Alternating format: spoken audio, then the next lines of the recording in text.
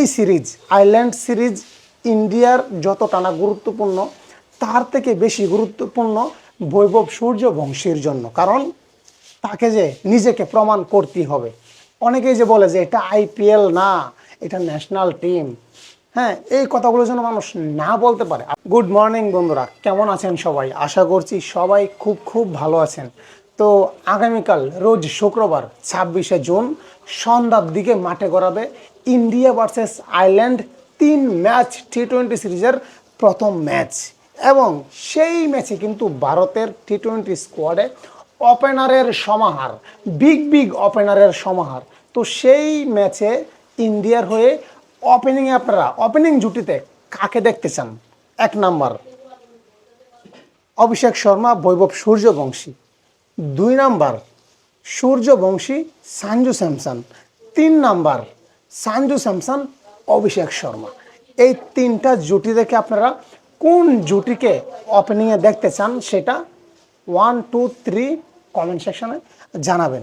এবং এই সিরিজে ওপেনিং জুটিতে যদি অভিষেক শর্মা এবং বৈভব সূর্যবংশী এই জুটি যদি ওপেনিং করে তাহলে আয়ারল্যান্ডকে কত রানের টার্গেট দিতে পারে ইন্ডিয়া? আমি একটা অপশন দিই 3টা: 200 রান, 250 রান, 297 রান। 297-এর কথা বললে যদিও আমার অতীতের অনেক কিছুই মনে পড়ে যায়, ইতিহাস মনে পড়ে যায়, কিন্তু কি করব ভাই, যেটা বাস্তবতা সেটা আসলে মেনে নিতেই হবে। তো আমি 3টা অপশন বললাম, 200, 250, 297।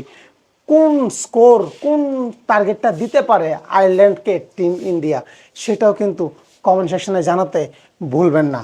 আর এই সিরিজ আয়ারল্যান্ড সিরিজ ইন্ডিয়ার যতটা না গুরুত্বপূর্ণ তার থেকে বেশি গুরুত্বপূর্ণ বৈভব সূর্যবংশীর জন্য। কারণ তাকে যে নিজেকে প্রমাণ করতেই হবে।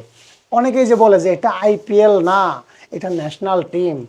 হ্যাঁ, এই কথাগুলো যেন মানুষ না বলতে পারে। আপনারা অনেকেই জানেন এই সূর্যবংশী কিন্তু মাত্র কয়েকদিন আগেই ভারতের এ দলের হয়ে খেলেছে। ত্রিদেশীয় সিরিজ হয়েছিল শ্রীলঙ্কাতে, ভারত, শ্রীলঙ্কা এবং আফগানিস্তান। সেখানে কিন্তু ভারতের এ দলের হয়ে কিন্তু খেলেছে বৈভব সূর্যবংশী। এবং সেখানে কিন্তু সূর্যবংশী প্রথম ম্যাচগুলোতে কিন্তু নিজেকে সেভাবে মেলে ধরতে পারে নাই, যেমনটা মেলে ধরেছিল আইপিএলের আসরে।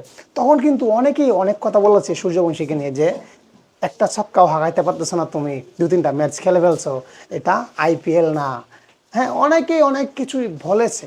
তারপরেও যদি শেষ একটা ম্যাচে সে অসম্ভব ভালো খেলে, কিন্তু তাকে নিয়ে যারা ট্রোল করেছিল তাদের মুখে কিন্তু একদম ট্যাপ লাগিয়ে দিয়েছে।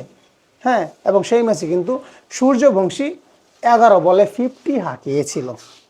ঠিক আছে, কি আমি যদি ভুল করে না থাকি 11 বলে 50 হাঁকিয়েছিল। তো সূর্যবংশীর এখন কিন্তু তাকে নিজেকে প্রমাণ করার পালা। বিশ্বমঞ্চে ইন্ডিয়ার হয়ে, ভারতের হয়ে তাকে মেলা ধরতে হবে। তো এই সিরিজটা সূর্যবংশীর জন্য খুবই চ্যালেঞ্জিং হতে যাচ্ছে। যতটা না ভারতের ইম্পর্টেন্ট এই সিরিজ জিতা, তার থেকে বেশি ইম্পর্টেন্ট সূর্যবংশীর ভালো খেলা।